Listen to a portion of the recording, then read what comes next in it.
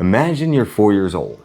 You're sitting on the floor of your family's tiny home playing with wooden toys. Your mother asks you, "What would you like for dinner?" Instead of answering, you look up and calmly tell her, "You're not my real mother." Now, children say strange things all the time. Parents usually laugh them off. But then you continue. You tell her that your real husband is over 100 miles away, that your real house has a courtyard. You describe your own death during childbirth. And then over the next several years, every detail you give starts checking out. This isn't urban legend, this isn't folklore, this isn't whether you believe reincarnation is real or not. It's one of the strangest investigations ever conducted. Because dozens of witnesses, including politicians, teachers, journalists, and even Mahatma Gandhi, would eventually become involved in this story of Shauntee Davis. Delhi, India, 1926. India was still under British rule. Electricity was uncommon. Horse cars shared dusty roads with the first automobiles. Families lived close to each other. News traveled by word of mouth. Religion just wasn't something you practiced. It shaped everyday life. Ideas like karma and reincarnation were woven deeply in the society. But none of that prepared one ordinary family for what their daughter was about to say. Nothing about her birth stood out.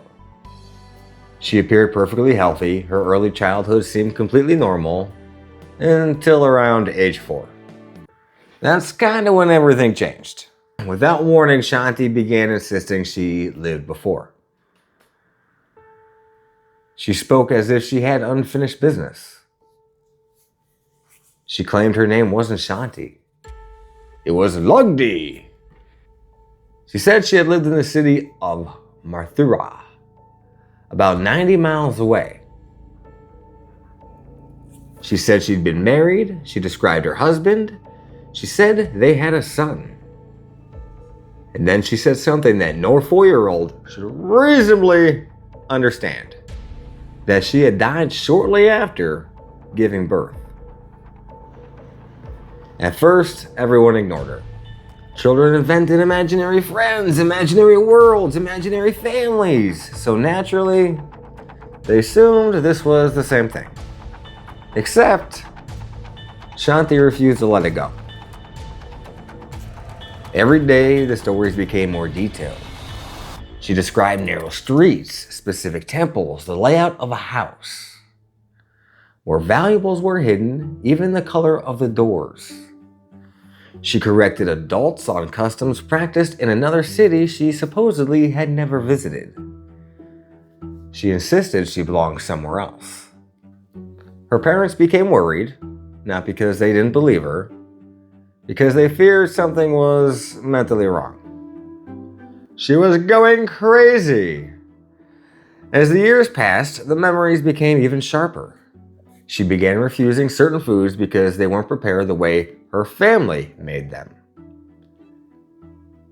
She spoke with habits unusual for children around her. Sometimes she became emotional. She would quietly cry, saying she had missed her husband, and especially her son. Imagine hearing that from a child who hadn't even started school. Eventually, word spread beyond the neighborhood. Teachers heard the stories. Visitors came and asked questions. Most expected obvious contradictions. But instead, they found remarkable consistency. Ask her today, ask her next month, ask her next year. The answers, they barely changed. That alone caught people's attention. One school teacher became especially curious. Instead of dismissing the claims, he decided to investigate. Shanti had repeatedly mentioned her husband by name. She also described his profession. The teacher wondered, what if these people actually existed? So he wrote a letter.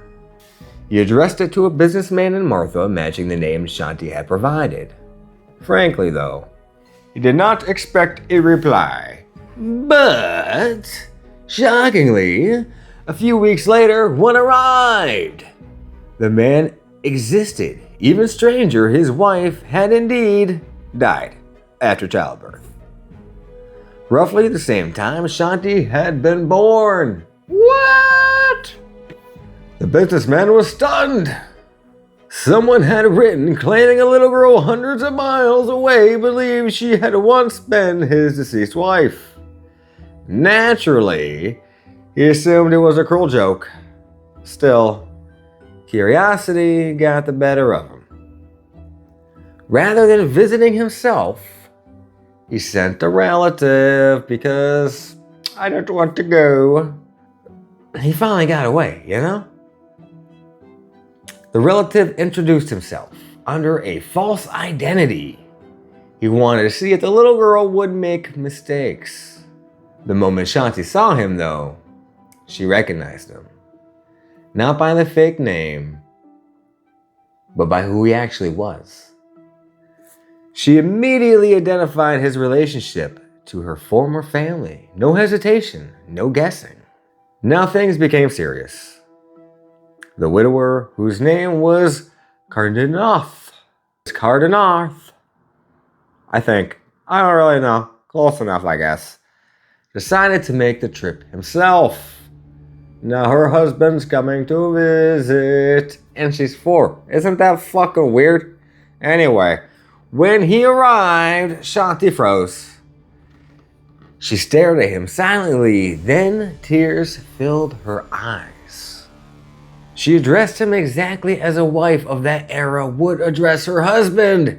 Not casually, not like a stranger, like someone who actually loved him. Witnesses later described that room becoming eerily quiet, because that emotional reaction didn't appear forced. It looked pretty genuine. It looked for real. But emotions prove nothing. Facts do. So the investigators began asking questions. Hundreds of them. Private details, family events, conversations, financial matters. Shanti answered. Again and again and again. Then came the real test. At least according to everyone that knew her. So they took her there.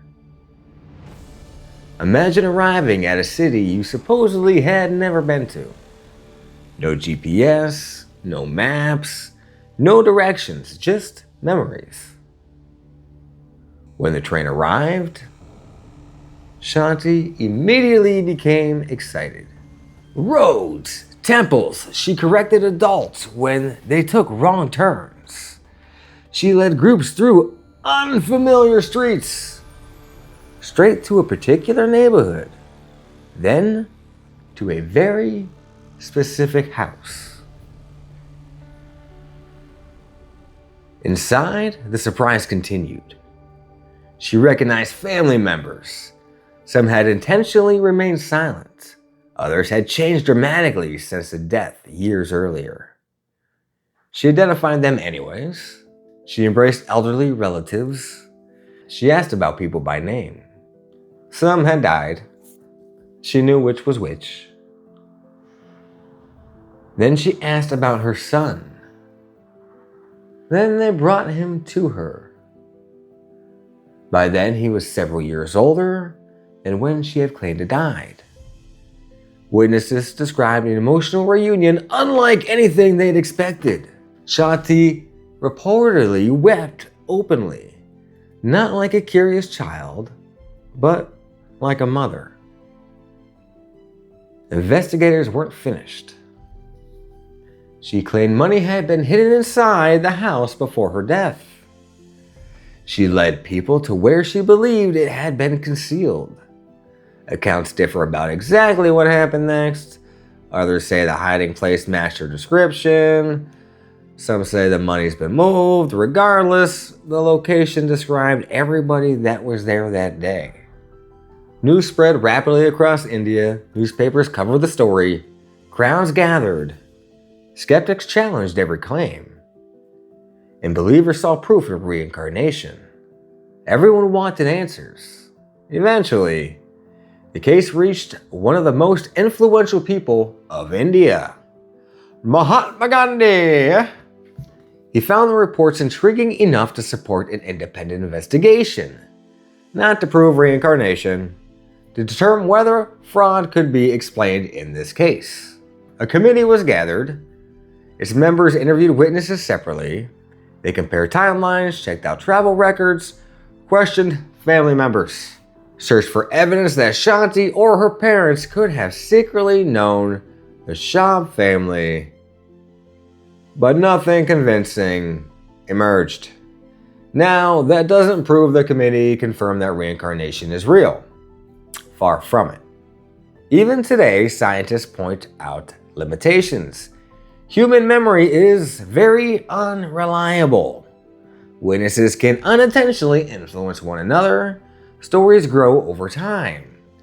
Documentation from the early investigation wasn't perfect. And once the case became famous, separating original facts from later embellishment became a little bit difficult. Those are fair circumstances. Serious researchers acknowledge them. But even critics often admit something unusual had happened, because several verified statements remain difficult to explain through ordinary coincidence alone. Shanti herself never sought fame. She didn't become wealthy. She didn't create a religious movement.